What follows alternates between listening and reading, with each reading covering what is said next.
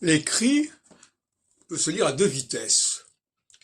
Il peut se lire dans un registre exotérique ou dans un registre ésotérique. Il y a plusieurs niveaux de lecture. On trouve ça d'ailleurs en hébreu, le sod, le remez, le pshat. Le pshat, c'est le niveau primaire. Le sod, c'est le niveau ésotérique.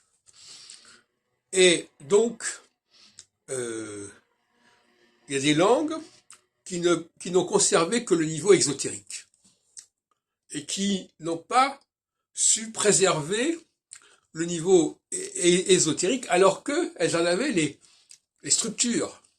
Hein. Il y a beaucoup de langues, par exemple, qui ont des formes en AU, comme par exemple, prenons le mot aurore, par exemple, aurore. Eh bien, dans d'autres langues, on va dire aurora. Donc on ne respecte pas la diphtongue du AU. Bon, ça existe. Sur l'écrit, ça existe. Dans l'écrit, tout est possible. En l'écrit, tout est en potentialité. Maintenant, la question de savoir si on part de qu'est-ce qu'on fait de la potentialité? En français, on sait gérer la potentialité, on sait l'épanouir, on sait la déployer. Dans d'autres langues, on n'y arrive plus. Je suis tenté qu'on n'y soit jamais arrivé. Ce qu'on peut penser, en réalité, c'est qu'il y a toujours eu cette possibilité, mais elle s'est perdue. De même que, par exemple,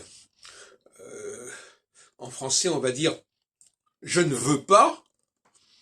En espagnol, on va dire « no quiero ». Donc là, oui, là aussi, ça, il y a quelque chose qui est perdu. Mais ça même au niveau de l'écrit souvent a perdu cette double lecture et s'est ajusté sur une pratique basique. Hein. Donc le no quiero, ça permet pas de dire yo quiero, ça permet pas de sauter le o.